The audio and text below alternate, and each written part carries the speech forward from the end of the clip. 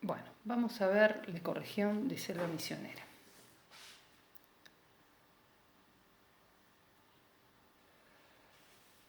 Esta ecorregión se encuentra básicamente en la provincia de Misiones y comprende una selva subtropical que es la que tiene mayor biodiversidad en la Argentina. Es decir, tenemos un territorio que ocupa en proporción muy poco porcentaje de la superficie de la República Argentina, pero que tiene la mayor biodiversidad de vegetación. Si observamos un mapa un poco más amplio, donde acá está la Argentina, la provincia de Misiones, vemos que la formación natural excede los límites políticos de la Argentina. La encontramos desde el sur de Brasil y este de Paraguay. Y lo que ingresa en la Argentina son las últimas estribaciones de esta selva. Desde el punto de vista fitogeográfico del autor Cabrera, el dominio amazónico incluye dos provincias. Esta sería la paranaense. Este es el mapa de la fitogeografía de Cabrera. La provincia paranaense es esta. Y la provincia de las Yungas, que vamos a desarrollar luego, que es la otra selva, que está acá en violeta. Les digo esto porque cuando veamos la otra selva vamos a ver que hay algunas especies muy emparentadas o incluso la misma especie que se repite en una y otra porque pertenecen ambas al dominio amazónico. En este mismo trabajo de Cabrera, en la fitogeografía, este autor distingue dos tipos de distritos, lo llama. Uno el distrito de las selvas mixtas, con varios tipos de asociaciones de vegetación, y otro distrito de los campos, en la parte sur de la provincia, con predominio de herbáceas. Lógicamente nos vamos a dedicar mucho más al distrito de las selvas mixtas porque es la parte forestal de importancia para nosotros. Muy bien. ¿Cómo es entonces la parte de relieve y precipitaciones? Tenemos que las precipitaciones son muy altas, las más altas de la Argentina, superan los 2.000 milímetros anuales y disminuyen hacia el oeste. Entonces, acá tenemos este gradiente de colores, está indicando que esta es la zona de mayor precipitación, de mayores de 2.000 milímetros anuales, y disminuye hacia el este hasta la parte sur de la provincia de Misiones. El clima se puede definir como cálido, subtropical, sin estación seca. Eso significa que estas precipitaciones son altas y durante todo el año repartidas en todo el año en forma bastante homogénea. Las temperaturas medias anuales son de 20 a 22 grados y hay presencia de heladas. Ya lo habíamos comentado esto, que por ahí el factor limitante dentro de la temperatura para los forestales podría ser la presencia de cantidad de días al año que hiela. Bueno, no hay ningún lugar en la República Argentina que no haya heladas, que al menos un día de helada no haya. No se escapa a esto la provincia de Misiones. El relieve es una sierra baja de hasta 800 metros sobre el nivel del mar y la zona más alta está en el noreste de la provincia, en la zona de Bernardo de Irigoyen. De ahí hacia el sudoeste van disminuyendo hasta los 150 metros sobre el nivel del mar. Entonces, esta pequeña sierra divide las aguas hacia el lado del Paraná y hacia el lado del río Uruguay.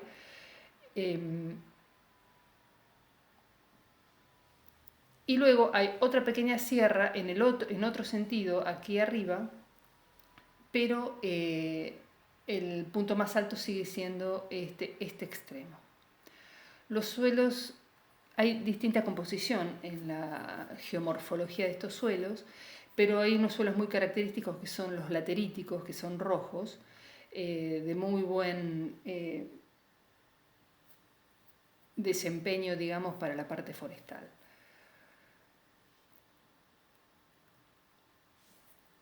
Las familias más importantes que componen esta estructura del bosque, de la selva, principalmente están las fabáceas, que son las exleguminosas, con muchas especies forestales de importancia maderera, como el incienso, la grapia, el anchico colorado, el virapitá, el viraró, el alecrín, el timbó. Otra importante familia son las lauráceas, que hay muchas especies de laureles, laurel amarillo, laurel negro, laurel huaycá, laurel del río, son los géneros Nectandria y Ocotea principalmente. Después hay otras familias importantes como las meliáceas, donde están los cedros, la cedrela, muy importante por su madera, cancharana, también importante por su madera, las rutáceas con el marmerero, el guatambú blanco, borragináceas con el peterebí, el guayaibí, los lapachos, que son bignoniáceas. No olvidemos del pino paraná, la araucaria angustifolia, que ya la hemos visto, pero recordemos que era de esta ecorregión. Y después, dos palmeras muy típicas de la selva misionera, como son el pindó y el palmito. El parro rosa es una pocinácea muy característica de la zona de Iguazú. Bueno, acá tenemos fotos de esta selva. Realmente es un espectáculo ver esta formación boscosa. No quedan, digamos, bastantes hectáreas protegidas dentro del Parque Nacional Iguazú y de reservas. Ahí está la reserva de la biosfera, en las zonas de los Altos del Moconá, en el este de la provincia. Y podemos decir que las selvas tienen muchos estratos de vegetación y por eso se los denomina selva y no bosque. ¿Qué significa tener muchos estratos? Significa que yo tengo, por ejemplo, en este esquema de lo que sería la selva misionera, se distinguen 3 estratos arbóreos con respecto a la altura dominante. Por lo tanto, se llama al más alto estrato emergente, de 30 a 40 metros de altura esos árboles, y son los cuales sus copas emergen de este dosel medio. Luego tenemos un estrato medio con alturas de entre 20 y 30 metros, que van componiendo la estructura mayoritaria de las especies, y un estrato inferior un poco más bajo, de 10 a 20 metros, pero siguen siendo árboles. Después hay un estrato arbustivos, hay cañaverales, y un estrato finalmente herbáceo. También tenemos lianas, tenemos epífitas, es decir, hay muchísimos estratos que van solapándose y que no permiten ver a través de la estructura de selva. En cambio, un bosque es mucho más abierto, no tengo todas esas epífitas, esas lianas que me están impidiendo ver a través del bosque. Muy bien, vamos a ver qué especies entonces están componiendo esos distintos estratos, el emergente, el medio y el inferior, y cuáles son los importantes desde el punto de vista forestal. En esta diapositiva, en realidad, lo que vamos a ver un poco antes es los cambios del uso de la tierra que ha habido. Lógicamente, como todas las provincias, esta no fue la excepción en cuanto a los cambios en el uso de la tierra y la deforestación. Actualmente, de bosque nativo está quedando lo que acá está en verde, y las áreas protegidas son las de Iguazú y otras reservas provinciales, y la reserva de la biosfera cerca de Saltos de Moconá. Lo que muestra también este mapa con las reservas es que se ha intentado hacer un corredor verde para la fauna debido a este aprovechamiento intensivo que ha habido de la selva y el retroceso en superficie que hay de ella. Entonces, este tipo de reservas conectadas,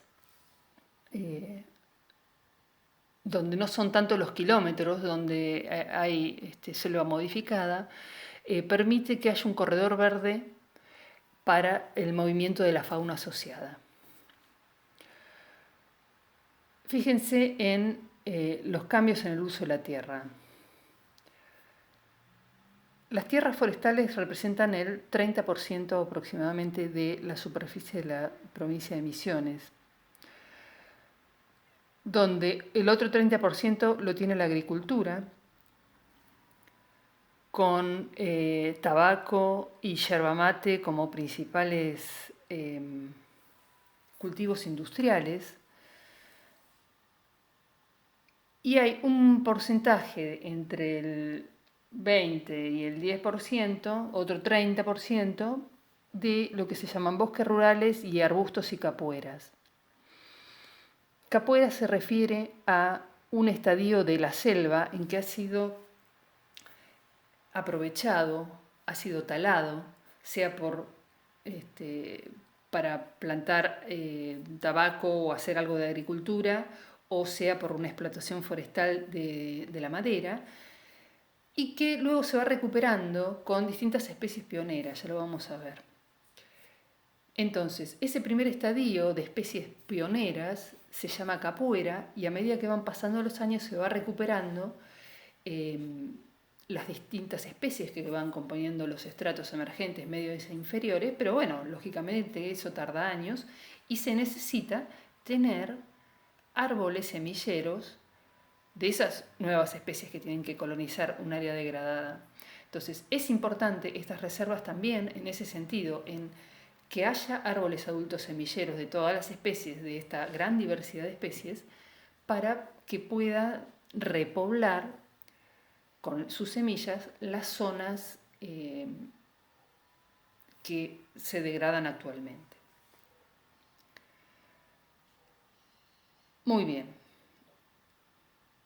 Dicho esto, quería mostrarles entonces estas tres asociaciones que tenemos, que define Cabrera dentro del distrito de las selvas mixtas, que las define, son comunidades que las define por las especies que se asocian en mayor proporción.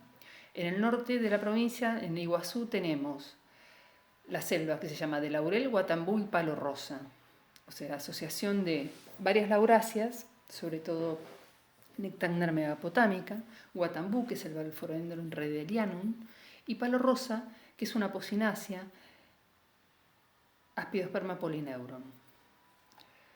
Después tenemos, más hacia el este de la provincia, selvas también de laurel y guatambú, pero acá combinadas con pino paraná.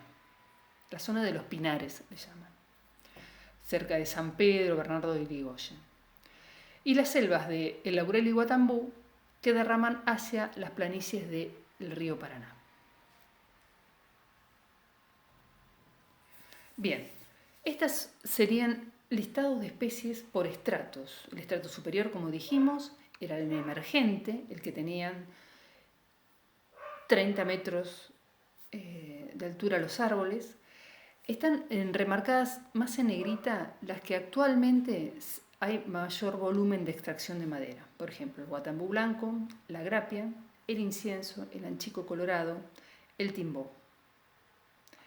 Sin embargo, hay otras especies importantes que siguen estando presentes, que también se aprovecha su madera, como el laurel negro, como el cedro misionero, como la cancharana.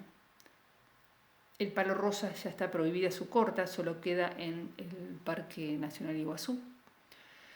El apacho negro también se explota la madera. De pino paraná sabemos que se explota la madera, aunque hay plantaciones comerciales, no solo se explota la madera dentro del monte nativo, sino el cultivo que hay de pino paraná. Otras maderas de importancia son el virapitá, el viraró, el rabo. El estrato medio lo componen otra serie de especies, donde se destaca el petiribí por su madera, el marmelero, una de las lauráceas, el huaycá, y acá nuevamente está el timbó. Hay otras especies de menor importancia. Y el estrato inferior, fíjense que acá está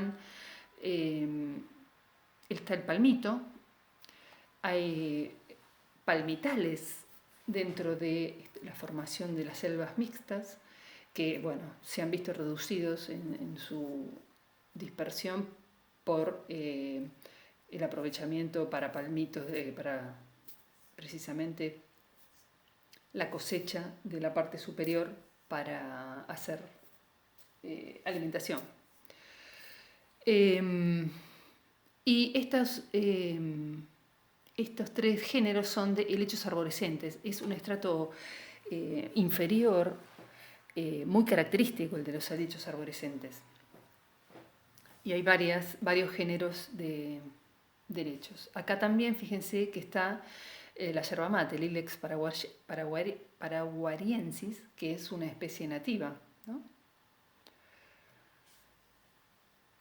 Bien, y finalmente nombrar estas especies pioneras, que yo les decía que son las primeras que comienzan a crecer cuando se hace tala rasa, y luego varios años comienzan estas especies que se llaman pioneras porque son de rápido crecimiento y muy heliófilas, es decir, que necesitan mucha luz para germinar y crecer. Y son características: el ambay, la cacheta, el fumo bravo, la chilca y el palo pólvora. En la medida que pasan los años, estas especies son las que van protegiendo de la insolación, y el banco de semillas que, bueno, no solo de la insolación, también que no se degrade tanto el suelo. Entonces crecen rápido, forman una primer cobertura de dosel, y a la sombra de este dosel crecen desde el banco de semillas del suelo otras especies de importancia secundaria. Y así, en el paso de los años, esa capoeira se transforma en capoeirón hasta que llega a un estado más clímax con todas las especies y todos sus estratos. Hay algunas especies que además tienen capacidad de rebrotar de las raíces remanentes. Esto también es importante para este avance de la capoeira. Finalmente decir que, además de estas asociaciones en las selvas mixtas, tenemos selvas en galería, que ya las conocemos porque las hemos nombrado en el Parque Chaqueño. Es el desarrollo de formaciones de selva como corredores que usan como vías de dispersión los ríos, en este caso el Paraná, el Uruguay, el Iguazú y sus afluentes. Entonces, es un ecosistema ribereño, ya vimos, muy particular, porque está situado en las dos orillas de los ríos, y a través de estos mismos ríos tan caudalosos como son el Paraná y el Uruguay, se expanden por fuera de los límites de la ecorregión original. Los pulsos de inundación son fundamentales en el caso de las selvas en galería, porque aportan, con los sedimentos que trae el río, apartan los nutrientes, y además va formando ese albardón alto donde pueden crecer las especies arbóreas. Ya conocemos este esquema, que lo vimos en para explicar los bosques en galería del Parque Chaqueño, la parte húmeda, donde teníamos el río, su orilla llamada Albardón, que es la zona alta, donde realmente ahí se establece la selva con la vegetación higrófila. Y podemos tener otros lugares bajos donde se establecen otro tipo de estructura de paisaje que es más palustre y resiste más la inundación. Pero en este caso de las selvas en galería de esta región paranaense, hablamos de este tipo de selvas en galería, realmente con especies arbóreas importantes. Muy pocas especies de los estratos superiores de la selva misionera se vuelven riparias, es decir, se encuentran en las selvas en galería. Tenemos que distinguir dos selvas en galería, una la que ocurre sobre el río Paraná y otra sobre el río Uruguay, porque tienen características distintas. La selva sobre el río Paraná, es decir, la que está más hacia el oeste, tenemos especies que componían la tercera magnitud dentro de las selvas mixtas y incluso dentro de la selva en galería constituyen uno o dos estratos arbóreos y arbustivos, como por ejemplo varias lauráceas, el laurel del río, el laurel blanco, el ceibo, el ingá, el ibirapitá, el ambay, el alecrín, la espina corona, el sauce criollo, nuestro sauce nativo es este, el lecherón, el aliso del río, el timbó blanco. A medida que nos vamos alejando hacia el sur, siguiendo el río Paraná, hay pérdida de especies. Es lógico, porque ustedes piensen que a medida que el río avanza hacia el delta del Paraná en la provincia de Buenos Aires, va descendiendo la temperatura media, entonces hay pérdida de especies. Ya no llegamos a tener un clima subtropical acá en la provincia de Buenos Aires. Entonces, en la zona donde el río Paraná, en la zona alta en Misiones, tenemos esta riqueza de especies. A medida que vamos descendiendo, ya en el sur de Misiones, en la zona que correspondería de los campos, la selva en galería queda más restringida a otras especies como el ibirapitá, el sotacaballo y cañas. Empieza a haber cañaverales, la guada, trini es una de ellas, que es la caña tacuara. En el norte de Corrientes, es decir, nos estamos yendo hacia el sur, recorriendo el río Paraná, las especies cambian y lo abundante pasa a ser el cebil colorado, el ambay y nuevamente cañas. En cambio, en las selvas en galería del río Uruguay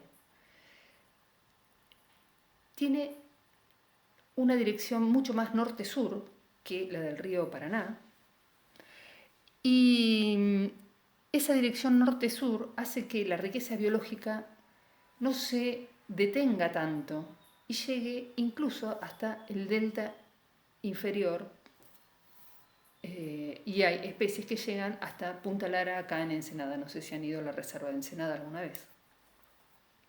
Son características, fíjense, otras especies, las mirtáceas nativas, como el Pharocalyx salicifolius, que es la anacahuita, el Myrsanthemum pungens, la Eugenia uniflora, Hexaclamis edulis,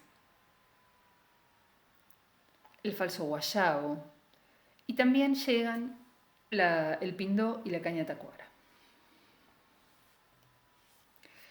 Muy bien, vamos a caracterizar entonces dendrológicamente las principales especies forestales. Y tenemos que decir que muchas de esas especies pertenecen a esta gran familia de las Fabaceae. Por eso vamos a empezar con esta familia. Son las exleguminosas.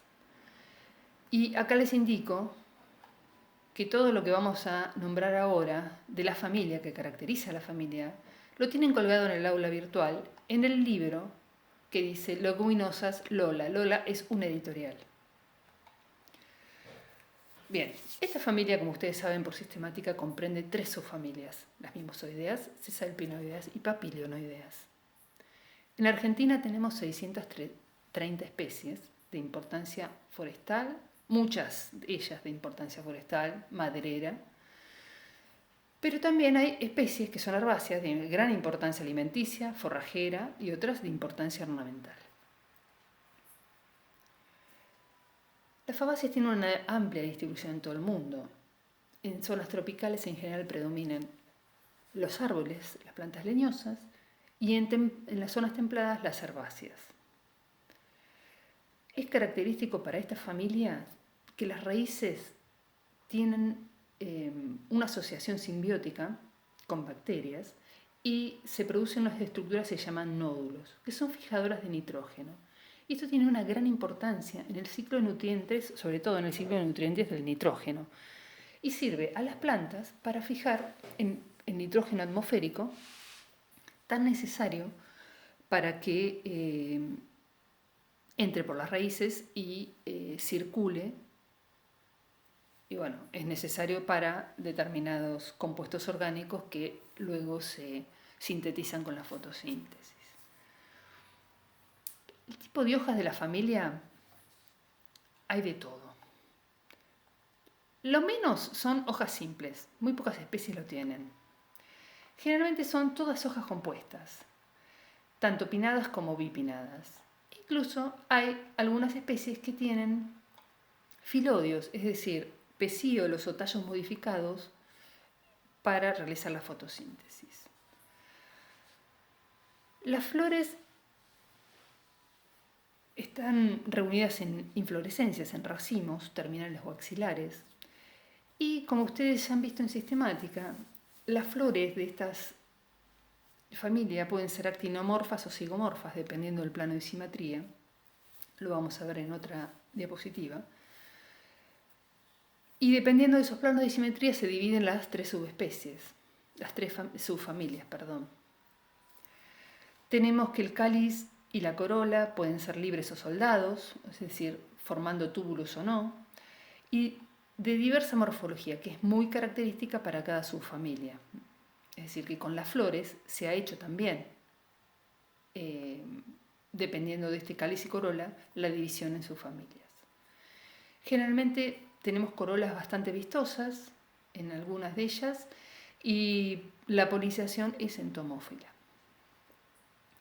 Los frutos no siempre tienen legumbres o vainas, como nos decía el antiguo nombre de la familia, leguminosas. O sea, muchos sí, el fruto es una legumbre vaina que puede ser seca o carnosa, dehiscente o no, ya vamos a ver que hay distintas variedades. También puede ser un lomento, puede ser una sámara y muy pocas veces hay drupas en los tipos de fruto. Las semillas también son importantes, son de muy diversas formas y sus caracteres morfológicos son utilizados para la identificación de especies. Dentro de las fabáceas tenemos plantas hidrófilas, mesófilas y xerófilas, es decir, adaptadas a ambientes muy húmedos, a ambientes medios y a ambientes xerófilos. Como ya lo vimos, varias de las especies de la subfamilia Mimosoidea presentes en el parque chaqueño, como los prosopis en el Espinal, como las acacias y los prosopis, con adaptaciones bien xerofíticas. Ahora nos vamos a dedicar más a estas otras hidrófitas y mesófilas. Muy bien, en este cuadro tenemos cómo diferenciar las 3 subfamilias. Insisto, todo esto está en el libro que tienen colgado del aula virtual de la editorial Lola.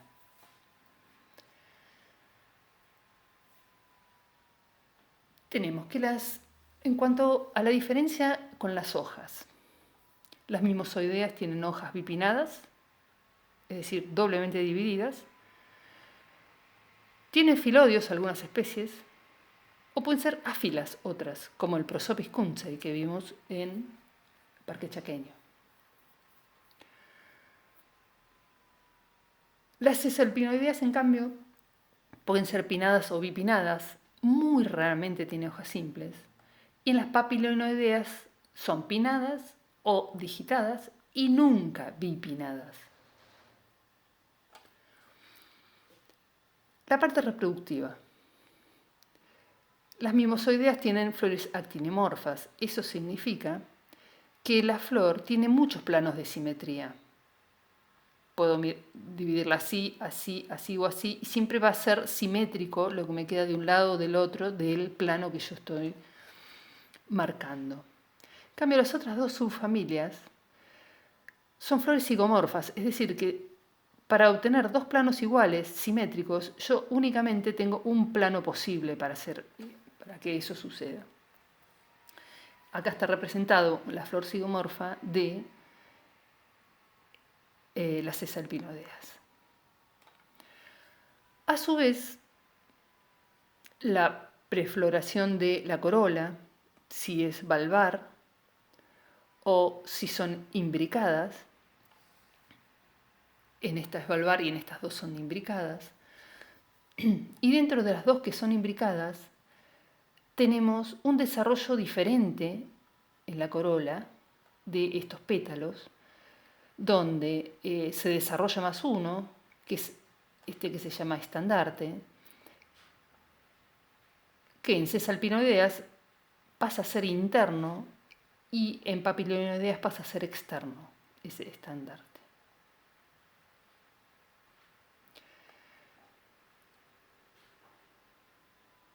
En general, en las corolas de las mimosoideas,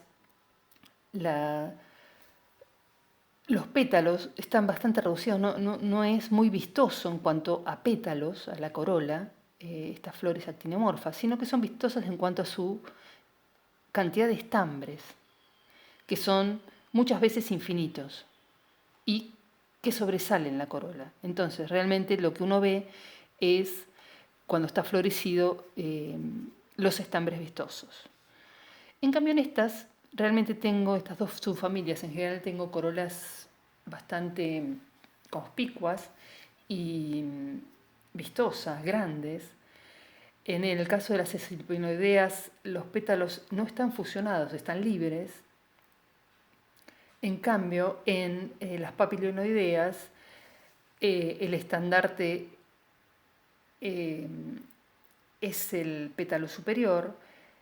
Los dos inferiores se unen en una quilla y quedan las alas laterales. El estandarte, las alas laterales y la quilla. Los sépalos a su vez pueden estar libres o soldados, fíjense. Cuando están soldados, generalmente forman un túbulo. Y nuevamente nombrar los estambres, que acá dijimos que podían ser muchas veces infinitos, pueden ser 4, 8 hasta infinitos. Está representado por todos estos puntitos adentro de la fórmula floral. Acá están representados los estambres por estos y acá por estos. ¿Qué diferencia hay? En estos hay 10 generalmente, acá puede haber de 3 a 10, pero están libres, están sueltos los subfilamentos. Y en las papilonoideas también son 10, pero acá está representado que hay 9 en general unidos a través de sus filamentos y uno suelto, que es el que corresponde al estandarte. Por eso la denominación se dice 9 más 1. Estas son las diferencias por las cuales los sistemáticos diferenciaron a la familia Fabaceae entre subfamilias, con estos caracteres. Bien, como vamos a describir las principales especies forestales de las leguminosas, vamos a repasar un poquito la terminología de hojas. Hojas compuestas. Todas estas son hojas compuestas. Tenemos hojas bifolioladas, trifolioladas, digitadas, pinnadas, es decir, divididas una sola vez, y en este caso se llama imparipinada porque es impar. Acá tenemos pares de pinas, pero termina en una impar. Entonces, esto se llama imparipinado. Diferente de esto, que es una paripinada, es nuevamente una única división, pero solamente de a pares y no tiene una pina terminal. Y las bipinadas son hojas compuestas que están doblemente divididas. Esta es la pina y esta es la segunda división en folíolos. ¿Sí? Esta a su vez es paribipinada, porque no termina en una pina terminal. ¿Cómo sé dónde empieza una hoja? ¿Cuál es una hoja completa? Que no son cada una de estas. Por la posición de la yema axilar. ¿Sí? En una bipinada está acá, no está en cada una de las pinas, está acá. Y en estas pinadas está acá, en esta base. ¿Sí? Esto es lo mismo en una hoja bipinada, paribipinada, porque no tiene una pina terminal. Cada una de estas es una pina compuesta por un montón de pares de folíolos. Tengo el pecíolo de la hoja. El tamaño de la hoja es desde acá hasta acá. Este es el tamaño total de la hoja, de la lámina de la hoja. Después puedo registrar el tamaño de la pina y el tamaño de los folíolos, de cada folíolo que compone las pinas. Bien, estas son láminas del libro que les estoy diciendo, de leguminosas de Editorial Lola, donde tienen los ejemplos de tipos de hoja con filodios, tipos de hojas simples, tipos de hojas con filodios, compuestas bipinadas, compuestas pinadas, compuestas pinadas, digitadas, filodios, pinadas, bipinadas. Lo mismo, láminas con tipos de inflorescencias y tipos de frutos para las 3 subfamilias. Fíjense lo que les decía, a veces con corolas muy llamativas, a veces con estambres muy llamativos y muy largos, estambres muy llamativos, ¿sí? Frutos no siempre legumbres, a veces sámaras, a veces lomentos.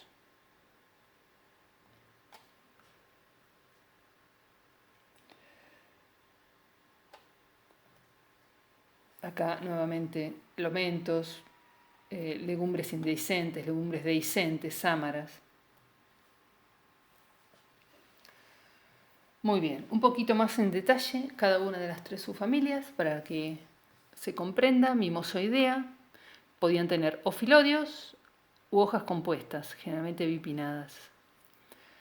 Fíjense que para este ejemplo, Acacia melanoxylon, la plántula comienza teniendo hojas compuestas y después los filodios son las hojas adultas que reemplazan a sus hojas verdaderas. Es decir, el árbol adulto tiene filodios. La plántula, cuando es chica, tiene hojas compuestas.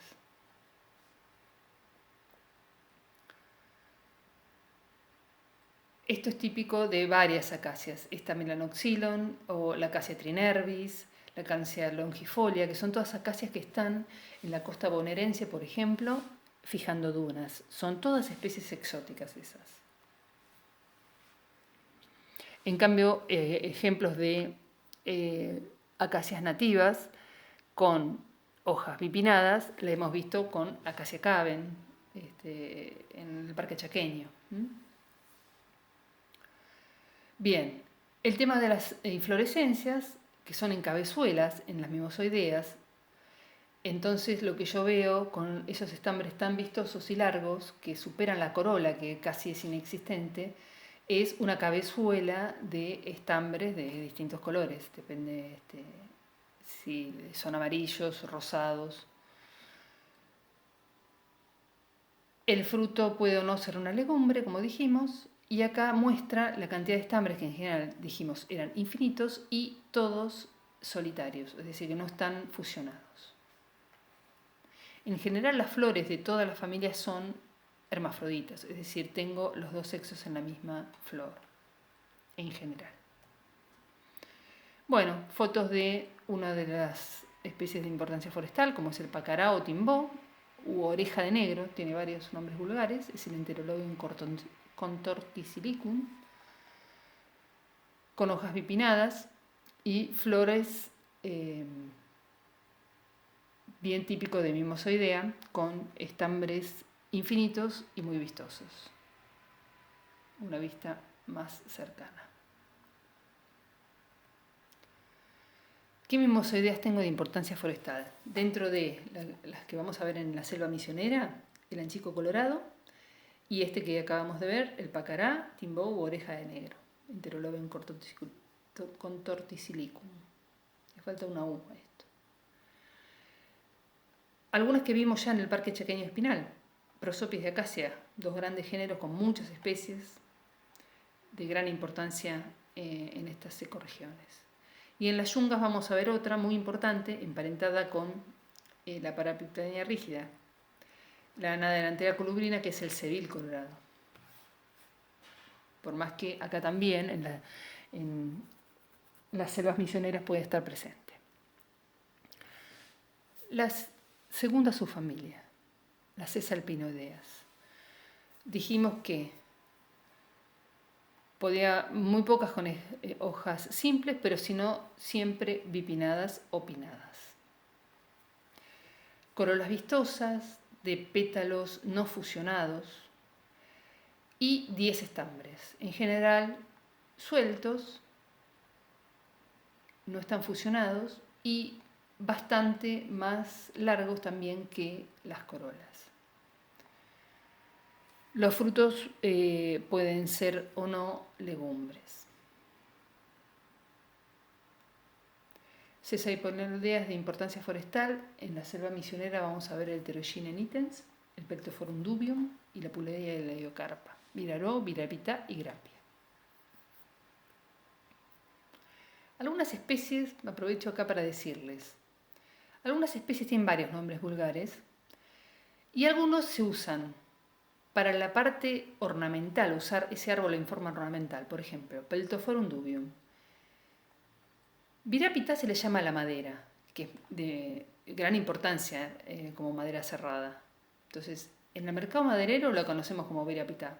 Pero si esta especie la usamos y se usa mucho como ornamental en parquizaciones, se le conoce a la misma especie como caña fístula.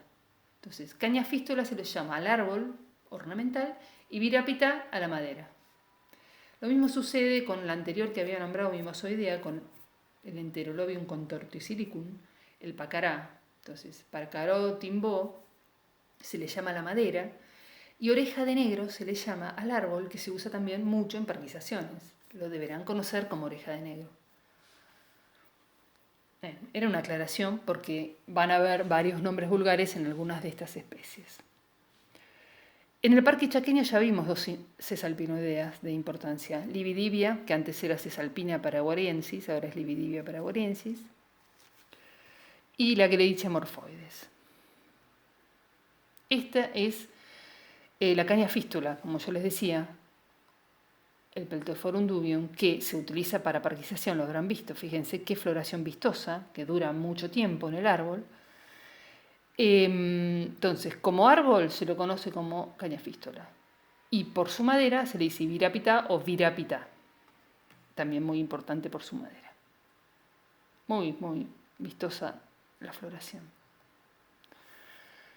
Y las papiloideas, finalmente, tenemos que podíamos tener hojas digitadas o palmeadas y hojas bipinnadas. Nunca, nunca bipinnadas.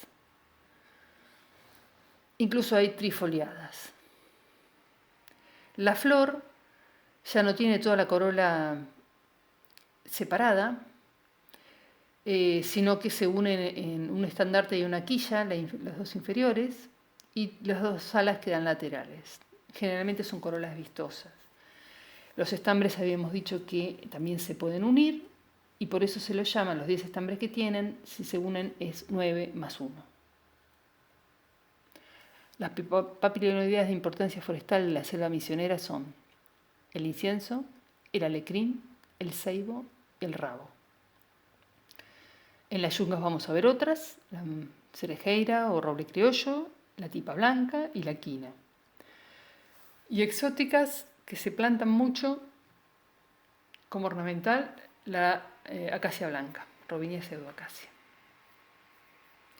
Esta es la tipa blanca,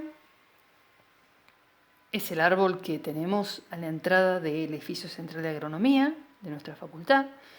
El árbol donde cada vez que pasan por debajo en primavera parece que llueve, porque tiene unas chinches muy particulares que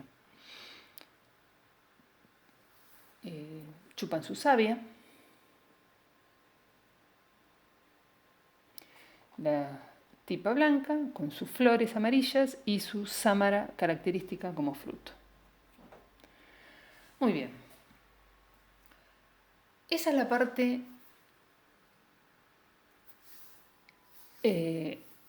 característica de esta familia Fabaceae. Antes de empezar con la caracterización dendrológica de especies, no solo de la Fabaceae, sino de otras especies de importancia forestal de la selva misionera, quiero hacer un impas para recordar los caracteres silológicos de angiospermas. Ya nosotros los vimos cuando allá hace tiempo nos vimos en forma presencial. Tuvimos dos teóricos de silología. En uno del segundo hablamos de los caracteres silológicos de las angiospermas. No es que no lo hayan usado todavía, ya lo han usado, con parque chaqueño lo han tenido que usar, con salicáceas brevemente, y los primeros prácticos que hicimos presenciales lo han tenido que usar. Simplemente lo quiero recordar porque a partir de los prácticos de selva misionera vamos a empezar a ver una diversidad de angiospermas por su madera que realmente son de gran importancia, estas especies madereras, y vamos a empezar a desarrollar nuevamente todos estos caracteres para poder describir esas maderas. Así que los quiero refrescar, y ya que les quedó a ustedes en este PowerPoint. Bien, esta lista la tienen en el documento del aula virtual que se llama Claves. Se llama Claves y Listados. Así que uno de esos listados es este. Acá simplemente les puse una síntesis de ese listado. Esos listados de caracteres diagnósticos están divididos, como siempre, por la sección de estudio. En angiospermas, en la sección transversal, es la sección que más caracteres diagnósticos tenemos, porque podemos hablar de anillos de crecimiento, de marcados o no, de la porosidad, de los tipos de poros y su disposición de poros. Ahora vamos a ver en las siguientes diapositivas esto. Parénquima axial, con muy distintos tipos, es muy abundante en general y por lo tanto se lo clasifica en muchos tipos. Contenidos en los vasos es otro carácter que se puede ver. Los cortes longitudinales, tanto el radial como el tangencial, tenemos muchos caracteres para ver. Más importante que el radial es el tangencial en el caso de las angiospermas, porque no solo veo el ancho de los radios, si son uniseriados, biseriados o multiseriados. Ahora vamos a ver que en los radios de angiospermas hay mucha variedad y generalmente se mezclan radios de distintos tipos de ancho. Podemos ver si tiene o no estructura estratificada en este corte, presencia o ausencia, que en el caso de algunas leguminosas es muy importante. Podemos ver ornamentos, tanto en vasos como en fibras, si hay presencia o ausencia de espesamientos espiralados u otros ornamentos. Y también vemos el parénquima axial, qué tipo en cuanto a series de parénquima axial lo componen. En el corte radial, como siempre, podemos ver la composición de los radios, que en este caso acuérdense que siempre es de células parenquimáticas. Acá ya no tenemos otro tipo celular dentro de los que componen el radio, pero se llama homogéneo o heterogéneo dependiendo de la forma de esa célula parenquimática. Entonces hay homogéneos cuando todas las formas son iguales y heterogéneos cuando estamos mezclando más de una forma. Los tipos de fibras también se diferencian. Hay fibras libriformes, fibrotraqueidas y fibroseptadas. Dentro de los vasos, en los cortes longitudinales también decimos cosas, decimos qué placa de perforación tienen, qué tipo de puntiaduras tiene en la pared, qué tipo de ornamentos. Y finalmente podemos decir qué contenidos tenemos, si hay cristales y en qué tipo de tipo celular se encuentra. Bien, rápidamente con algunos de estos caracteres los vamos a ver en fotos. Porosidad circular era cuando yo hablaba de distintos tamaños, distintos diámetros de vasos dentro de un mismo anillo de crecimiento. Acá empieza un anillo, acá termina. Dentro del mismo anillo de crecimiento tengo poros grandes y poros chiquitos. Poros grandes del leño temprano, y acá hacia este lado de la foto debería estar el leño tardío, que es este. Entonces veo poros grandes al inicio y poros pequeños, que son cada uno de estos, al final del anillo de crecimiento. Esa es una porosidad circular.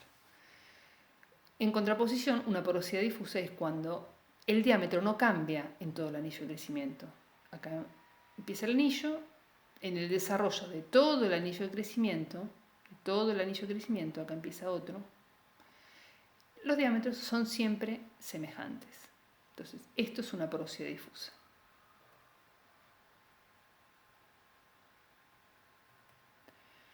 Otra cosa es la disposición o arreglo de poros. Es decir, esa distribución espacial en el anillo, pero sin importar el cambio de diámetro. Entonces, cuando se disponen en forma de ramificaciones en este sentido, se llaman dendríticas. Fíjense que esta, acá empieza el anillo, acá termina, no se disponen en forma uniforme en todo el anillo, sino que se forman este tipo de ramificaciones, pero no cambian los diámetros. Entonces, esto es una porosidad difusa y una disposición dendrítica. En cambio, esta de al lado,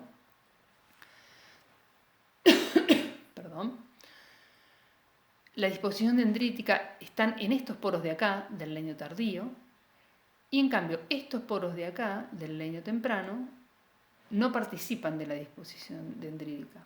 Esto es una especie que tiene porosidad circular, porque tiene poros grandes al inicio y poros pequeños al final del anillo, entonces es una porosidad circular, pero una disposición dendrítica en los poros del leño tardío. Esta es otra disposición de vasos, cuando es radial, así, en este sentido bien radial. Cuando es en el otro sentido, en el sentido tangencial, esa asociación de vasos, fíjense, todos estos son vasos que se disponen y se agrupan en forma tangencial. Puede ser en forma ondulada, como esta, o pueden ser en forma recta, más recta, como esta. Se llaman disposiciones ulmoides. ¿Sí? Nuevamente, esta es una disposición ulmoide con una porosidad semicircular, porque acá tengo poros más grandes y acá al final del anillo más chiquitos. O sea, es indistinto de la porosidad, la disposición de poros. Y finalmente la disposición diagonal, que es esta, que hay diagonales que se van inclinados en forma oblicua hacia un lado o hacia otro, que es entre medio de algo radial y algo ulmoide, ¿sí? Es una disposición diagonal y es típica de Eucalyptus. Y finalmente, los tipos de poros, es decir, la cantidad de poros que hay en contacto radial o tangencial con otro poro. ¿Sí? Estos son solitarios porque cada poro no se vincula con ningún otro poro. Estos se llaman múltiples radiales porque es en el sentido radial, en cómo corren los radios, en el sentido radial, que se están asociando más de un vaso. 1, 2, 3. 1, 2, 3. 1, 2. Acá hay muchos. 1, 2, 3, 4, 5, 6, 7. Múltiples radiales. Cortos y largos. Y cuando el agrupamiento es en el otro sentido, en el tangencial, se agrupan así, varios vasos, fíjense, se llaman agrupados. Entonces, de poros vimos porosidad, disposición de poros y tipos de poros. De parénquima. De parénquima puedo clasificarlos en muchos tipos de acuerdo a si hay muy poquito, que realmente en un corte transversal casi que no lo veo, lo tengo que buscar en un corte longitudinal. Si está alrededor de los vasos se llama basicéntrico. Si ese alrededor de los vasos se transforma en un alita lateral, se llama aliforme. Si en realidad no está asociado a los vasos, sino en forma aislada, en toda la matriz fibrosa de fondo, digamos, tengo todas estas celulitas aisladas, se llama difuso. Cuando este aliforme o el basicéntrico se empiezan a unir en forma lateral, algunos entre sí se van uniendo, se llama confluente, es decir, confluye un basicéntrico con otro, un aliforme con otro. Fíjense, un aliforme con otro. Esto es aliforme y confluente. ¿Sí? Confluente. No tiene por qué rodear todo el vaso para ser confluente, simplemente confluye lateralmente, tangencialmente, este parénquima que rodea solo una parte del vaso. Confluente, acá también, en menor proporción, pero confluente. O si no, en bandas angostas o bandas anchas. Fíjense que mucho más anchas, de mucho más cantidad de células de ancho. Esta es de 2, 3 células de ancho y estas son de más de 10 células de ancho. Hay un tipo de en bandas particular que son bandas delgadas que se ubican en el límite del anillo de crecimiento y se llama entonces en bandas marginal, parénquima marginal. Los tipos de radios en un corte tangencial como es este, como son todos estos, puedo decir algo de su ancho y si está o no estratificado. Fíjense, hay muchos anchos posibles de radios, incluso combinación de anchos posibles. Acá hay triseriados, biseriados, acá hay más que nada acá hay uniseriados, acá hay tetra, biseriado, acá hay uniseriados, acá también, acá hay biseriados. Bueno, estas dos son, además de ser biseriado y este uniseriado, son estratificados. Están todos los radios que empiezan y terminan a una misma altura. Entonces, estas dos fotos y esta tercera son de estructura estratificada. Todos los demás no tienen estructura estratificada.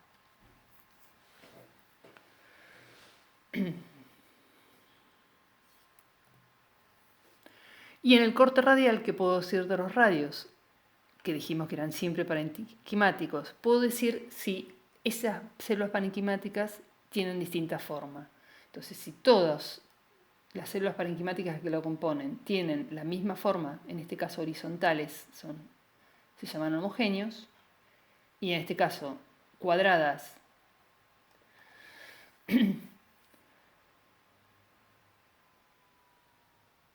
se llaman homogéneos, y es heterogéneo cuando lo componen células horizontales y células cuadradas u erectas.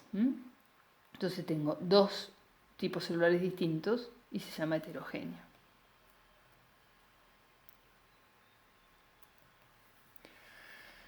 De las fibras, ¿qué puedo decir en las angiospermas? Puedo decir, recordemos que es un elemento de sostén, de paredes muy gruesas y elementos imperforados.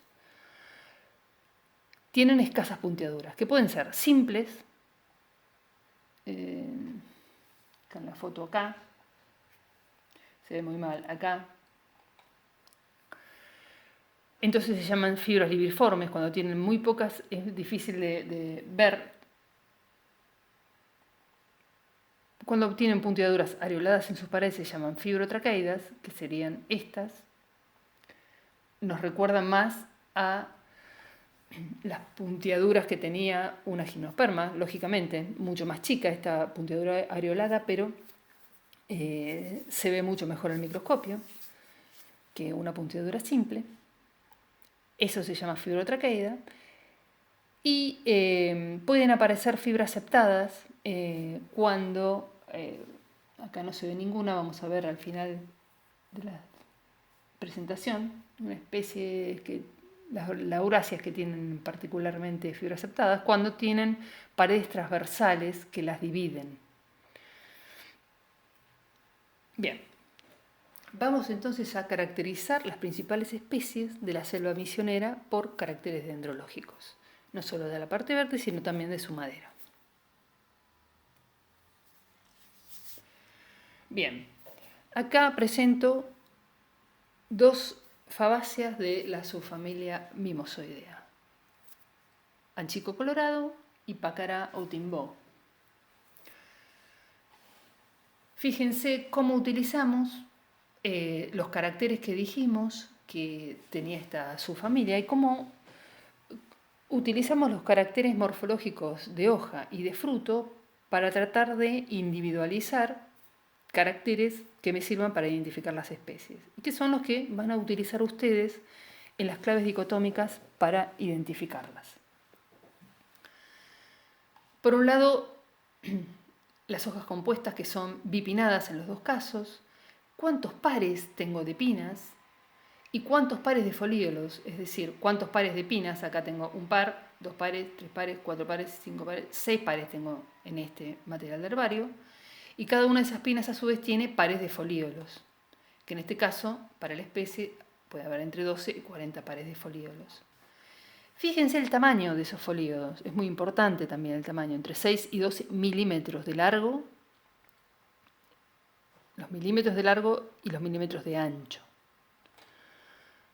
Sésiles, fíjense que estos folíolos son sésiles, cultriformes cuando tienen esta formita como si fuera de cuchillo, y con una nervadura submarginal, es decir, esta parte, la nervadura principal pasa prácticamente por este margen superior de la hoja.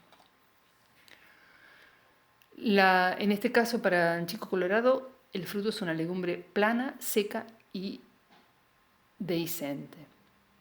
Importa su longitud, importa su tamaño, su color, y importa si es dehiscente o no, si es estrangulada entre las semillas y si las caras son onduladas o no. Fíjense que siempre tenemos, para cada familia tenemos caracteres particulares, además de los comunes de hoja y de fruto que estamos utilizando para cualquier especie. También tenemos, estamos usando los mismos tipos de caracteres, pero bueno, se diferencian en la cantidad de pares de folíolos que pueden tener, en los tamaños de esos folíolos. Estos son mucronados, por ejemplo. Y el tipo de fruto, el típico oreja de negro, por eso se le dice, porque es un fruto subleñoso que tiene una única espira y una forma como arriñonada. Fíjense, bastante importante en cuanto a tamaño, entre 4 o 10 centímetros casi de largo y 5 a 7 de ancho, que permanecen en el árbol y es muy característico. ¿Cómo son las maderas de estas dos especies? Las maderas también son utilizadas en el mercado maderero, sobre todo el anchico colorado, una madera dura y pesada, de color castaño rojizo.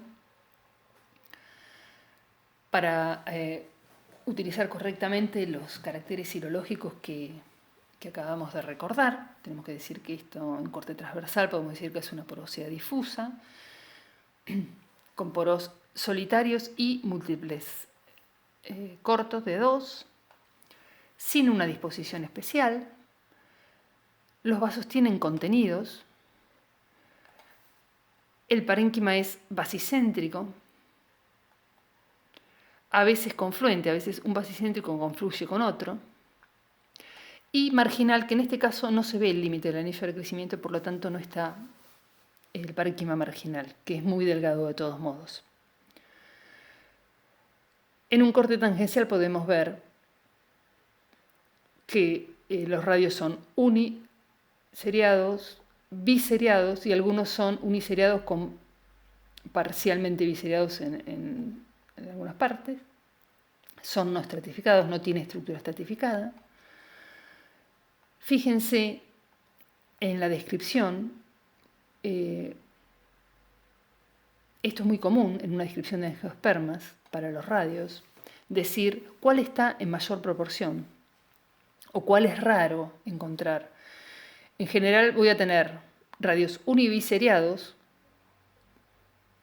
como los de mayor proporción o parcialmente biseriados, y raros los triseriados. Es decir, muy rara vez puedo encontrar un triseriado, pero puede haberlo. Esto es común, les decía, en las descripciones porque me está ayudando a interpretar esta proporción relativa que puede haber de composiciones distintas en cuanto al ancho de radios. Y a veces me sirve para identificar. Hay formas de cuantificar esto de si es raro, si es lo más abundante. Nosotros en nuestra materia no estamos haciendo caracteres cuantitativos como de tamaño o de cantidad de proporción, pero sepan que en una descripción a veces uno tiene que recurrir a caracteres cuantitativos para diferenciar especies a partir de su madera.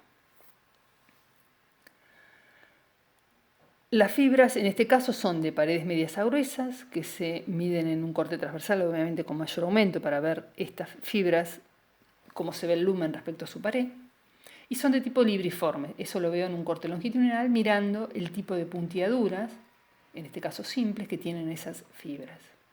También veo presencia de cristales en parénquima axial. Por ejemplo, acá. Esto de acá no es un radio, sino es una serie parenquimática que contiene en su interior cristales. Bien, en los prácticos ustedes van a ver los caracteres de madera de anchico colorado y también van a ver los de pacará. Ahora no nos vamos a detener en estar describiendo silológicamente el pacará. Querían hacer una descripción de algunas como para que se vayan acostumbrando a lo que se les va a pedir en los trabajos prácticos. Bien, vamos a ver dentro de las fabaces de la subfamilia Cisalpinadea otras dos especies de importancia forestal. La grapia, que es la Puleia y la Iocarpa, y el virapita o cañafístola, que es el Peltophorum dubium. Nuevamente, hojas bipinnadas, esta pinada, esta bipinada. Nuevamente el tamaño de cada una, el tamaño general de la hoja, el tamaño de cada uno de los folíolos, de las pinas que lo integran. Fíjense que también de las pinas uno habla del margen, del ápice, de la base, si son sésiles o pecioladas. Dentro de estas bipinadas, fíjense que son enormes estas hojas. La hoja entera bipinada puede tener entre 20 a 40 centímetros de largo. 10 a 20 pares de pinas y cada una de esas pinas tiene 20 a 30 pares de folíolos. Los folíolos sí son chiquititos, pero la hoja en general es muy grande.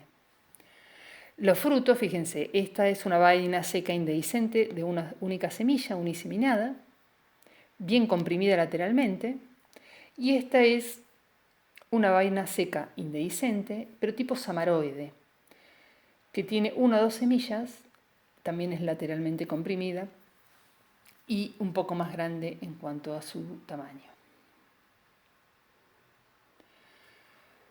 Las maderas también son importantes, tanto de la de grapia como la de virapita.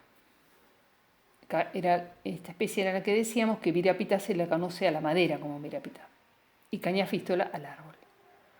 Entonces, la madera de grapia es una madera dura y pesada, fíjense, de un color amarillo a castaño ocráceo.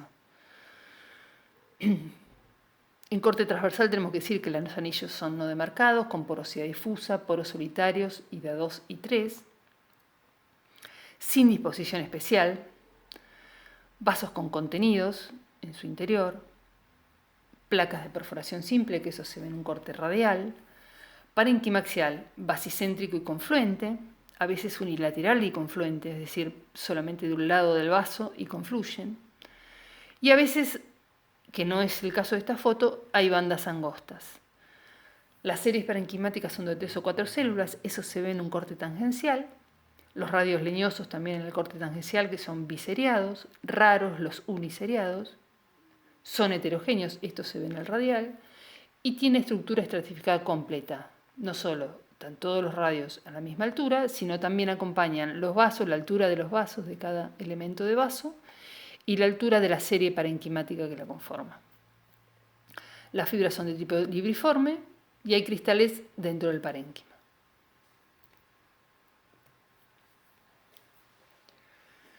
Acá ahora vamos a describir otras especies de importancia de la selva misionera, pero que no son fagaces. En este caso tenemos el guatambú, que es una rutácea, el Balforedon redelianum, y la familia de las lauráceas, que está muy representada, son varias las especies, hay de ocoteas y de nectandras, que son de importancia en la asociación de especies. Ya vimos que había comunidades de lauráceas con guatambú, los bosques de laureles con guatambú. Bueno, esos laureles pertenecen a estas especies. Vamos a ver. Fíjense, la hoja compuesta trifoliolada típica, peciolada, tres folíolos que pueden ser del mismo tamaño o el terminal más grande, bastante importantes en tamaño, entre 5 y 16 centímetros de longitud. Y son discolores, es decir, del otro lado del embés son mucho más claritos. El fruto del guatambú es muy característico, es un fruto seco, coriáceo, que tiene 3 alas. Es verde cuando inmaduro y castaño cuando se madura. Y es bastante grande porque tiene 3 a 4 centímetros de diámetro. Con esas 3 o 4 alas podríamos definirle un diámetro a esto. En cambio, las lauráceas tenemos hojas simples. Venimos de hojas compuestas. Bueno, las lauráceas, todas tienen hojas simples. Generalmente bastante grandes, elíptico-lanceoladas, fíjense, entre 6 y 20 centímetros de largo. Algunas especies son glabras y otras son pubescentes. El borde es típicamente entero. Son árboles dioicos donde hay inflorescencias en panículas y los frutos, que son bayas uniseminadas, pequeñas, digamos, hasta 1 centímetro de largo, tienen una cúpula, un pedúnculo y una cúpula que en algunas especies tienen un color muy característico rojizo, muy vistoso. En general la baya es morado oscuro. Sus maderas, ¿cómo son sus maderas? El guatambú es una madera muy común de madera para cerrado. Es una madera dura, pesada, de color claro, amarillo ocráceo. Tenemos una porosidad difusa, con poros pequeños, apenas visibles con la lupa. Parénquima axial en bandas angostas. A veces marginal.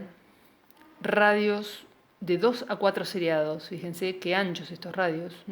Hay de 2, de 3 y de 4. Aunque los de uni y biseriados están en mucho menor proporción. Y son heterogéneos si los miro en el corte radial, es decir, compuestos de 2 tipos de células parenquimáticas distintas. No tiene estructura estratificada, las paredes de las fibras son gruesas y son fibras libriformes. Los laureles tienen algo muy particular en la madera, por eso acá lo estamos describiendo, la van a ver también en los prácticos. Es una madera blanda, liviana, de color pardo, amarillento, a veces puede tener distintas coloraciones cromáticas acá, y no ha sido tan utilizada por la industria hasta hace pocas décadas, porque en general presentan un olor desagradable cuando se moja. Entonces ha tenido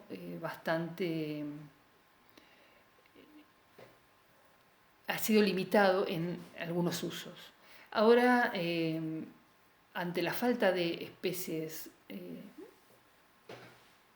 de una riqueza amplia de especies, digamos, en la selva, se empezaron a aprovechar estas especies que antes se dejaban. Componen bastante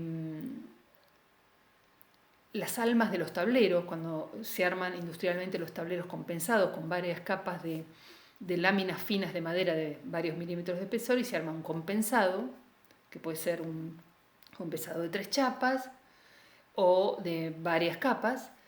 En general empiezan a entrar estas lauráceas dentro del alma, adentro del tablero, dentro de las partes que componen interiormente el tablero. Bien, vamos a ver que estas también son maderas de porosidad difusa, con poros bastante grandes, sin una disposición especial, con parénquima muy poco visible, es decir, yo no veo casi parénquima macroscópicamente, puede ser basicéntrico escaso o un apotraquial difuso, cosa que no lo veo macroscópicamente.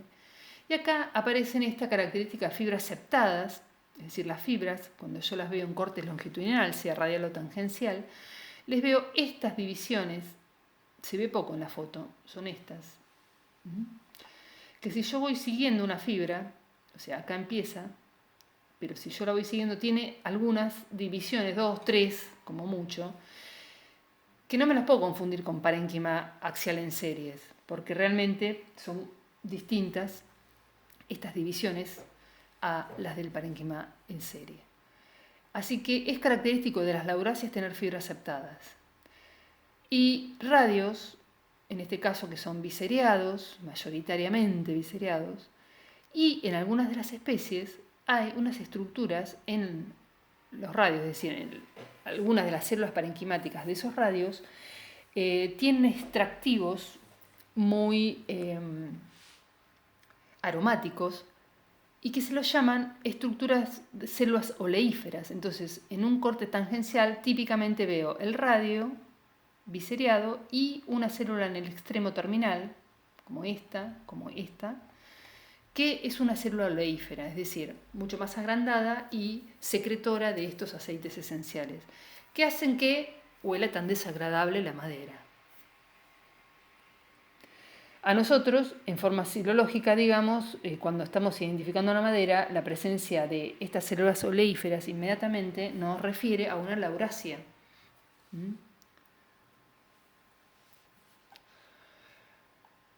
Bien, otras dos especies de gran importancia que van a ver en los prácticos son el cedro misionero, Cedrela fícilis, no le puse el nombre científico. Cedrela fícilis es el nombre científico del cedro misionero. Tenemos otros cedros también, otras cedrelas, no es la única especie. Y tenemos cedro también en las yungas, cuando veamos yungas. Y el peterí, que es Cordea tricotoma. Es muy característico el cedro con estas hojas enormes de hasta 55 centímetros de longitud, hojas compuestas pinnadas, y este fruto tan característico que parece una flor leñosa. Es una cápsula ovada leñosa, bastante grande, fíjense, hasta 10 centímetros de longitud, que se abre en 5 valvas y parece una flor. Dura mucho tiempo en el árbol, así que es muy característico para ver. Son de hojas caducas, queda pelado en el invierno el cedro. Tenemos en nuestro jardín delantero de la Escuela de Bosques, hay 2 cedros plantados, no sé si los han visto, fructifican, ustedes si están paseando van a encontrar estas flores leñosas en la base, en el piso.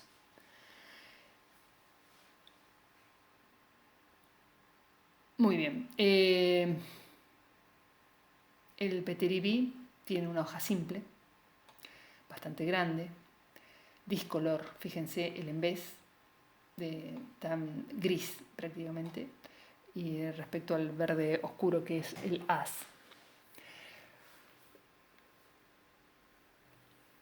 Las maderas también son muy importantes, tanto de cedro como de peteribí. Esta es una madera liviana. Ya no estoy poniendo toda la descripción porque lo van a ir haciendo en los trabajos prácticos. Simplemente quise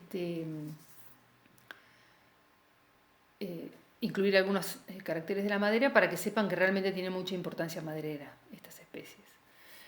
Los van a tener que identificar y describir en los trabajos prácticos, con todos los caracteres que ya hemos usado del listado de caracteres diagnósticos de angiospermas. Esto que está acá es solamente un ejemplo y está incompleto. Bien, finalmente nombrar qué especies son las cultivadas de importancia forestal en esta región, ecorregión de la selva misionera. El mapa de la República Argentina con algunas de las especies cultivadas, ya hemos usado, donde vemos que Entonces, en Misiones plantamos pinos y eucaliptus. Ya habíamos nombrado que hay una especie que plantamos nativa, que es el pino paraná. Tenemos plantaciones comerciales de pino paraná. Y las exóticas más importantes son las que están remarcadas en negrita: Pinus taeda, Pinus elioti. También se planta Pinus caribea, variedad hondurensis, que es un pino tropical de América Central. Dentro de los eucaliptus se planta el grandis. Hay varios eucaliptus presentes, pero mayoritariamente es el grandis, que es el eucaliptus que tiene más problemas de heladas. Así que por lo pronto, por más que se planta en toda la Mesopotamia el eucaliptus grandis, tenemos mucha presencia en la provincia de Misiones. Otras especies que son menos importantes, pero hay plantaciones comerciales, son el paraíso, Meliacea darach, el kiri, Paulonia tomentosa, y la grevillea robusta, que es el roble sedoso. Brevemente decirles algo de los eucaliptus. Fíjense que se plantan muchas especies de eucaliptus y en muchas ecorregiones. Ya hemos nombrado cuando vimos Parque Chaqueño Espinal qué especies plantábamos. Ahora estamos en la selva misionera. De todos modos, eucaliptus los vamos a ver como género en un teórico particular. ¿Qué caracteres vamos a utilizar para diferenciarlos? Bueno, hay caracteres especiales de botón floral, de hoja y caracteres especiales de fruto que ya vamos a ver. La madera de eucaliptus se usa para muy diversos usos, tanto para madera cerrada, para postes, o sea, madera redonda, como para papel y tableros. También carboninalia, dependiendo de la especie. En general, grandis, que es lo que se planta en Misiones, se usa para papel y se usa para tableros y madera cerrada y postes. No se usa para carbón y leña. El grandis. El paraíso es una especie asiática que se planta tanto en Misiones como en Corrientes. Ustedes la conocen porque es ornamental y se usa muchísimo en el arbolado público. En La Plata hay muchísimo paraíso plantado en las veredas. Es la especie que en las veredas nos molesta su fruto, que es una drupa redondeada, amarilla cuando está madura, y que es tóxica para el ganado, para, el hombre también. La madera que se utiliza mucho como madera cerrada es semipesada, es durable en intemperie, tiene un color claro, rosado, y es bastante semejante al cedro misionero. Tiene una porosidad circular, es usada en muebles, en tallas, en instrumentos musicales, en aberturas, es decir, ventanas, puertas, en pisos, en enchapados. El kiri es otra especie asiática que también se planta en Misiones y en Corrientes. También la conocerán porque se planta como ornamental y está presente en el arbolado público de La Plata. Es una especie de rápido crecimiento que tiene unas hojas enormes, muy grandes, de 40 centímetros de longitud, con el embés muy pubescente, unas inflorescencias muy conspicuas y muy grandes, con flores de color violeta, muy características, y unos frutos también muy grandes, unas cápsulas ovoides de hasta 5 centímetros de longitud, dehiscentes en 2 valvas. La madera es muy liviana, muy liviana, muy clara, de color blanco grisáceo, algunas con vetas rojizas, pero muy liviana, tan liviana como el álamo, de 250 a 300 kilos por metro cúbico. Es usada en muebles, en tallas, en instrumentos musicales, en embarcaciones, en tablas de surf, en paletas de paddle. Y el roble sedoso es una especie australiana de la costa este, que se planta también en Misiones y en Corrientes, de una hoja compuesta también muy característica, también se usa como ornamental, lo deben conocer. Típicamente la hoja parece una fronda de lecho. La madera Es muy liviana, tiene un color castaño rosado claro, muy vistoso, es muy ornamental eh, para usarlo como chapas. Es usado en muebles, en aberturas, en condensados, en tallas y en instrumentos musicales. Bien, estos serían los puntos más importantes a estudiar de la bibliografía. Ustedes tienen entonces una caracterización de la ecorregión con un capítulo de un libro de profesores de nuestra facultad, el profesor Arturi, el profesor Goya y el profesor Franchi, que son de ecología forestal. Tienen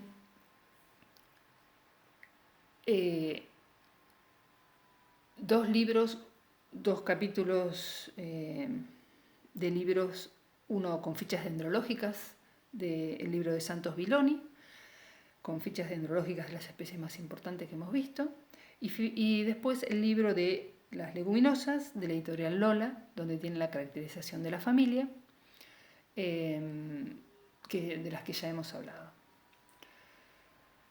Entonces, eso diferenciar las subfamilias, los ejemplos de importancia forestal de cada una, los caracteres dendrológicos de otras familias como lauráceas, de meliáceas y de otras especies puntuales de importancia forestal, nuevamente acá del Pino Paraná, hay que volver a recordarla, los caracteres silológicos para describir angiospermas, acá vamos a empezar a describir mucho las maderas de la selva misionera, y finalmente ver qué especies nativas y exóticas son las cultivadas en la ecorregión, cuáles son sus zonas de origen, cuáles son sus caracteres usados en la identificación y cuáles son sus usos de la madera. Bueno, finalmente llegamos a terminar con este teorema.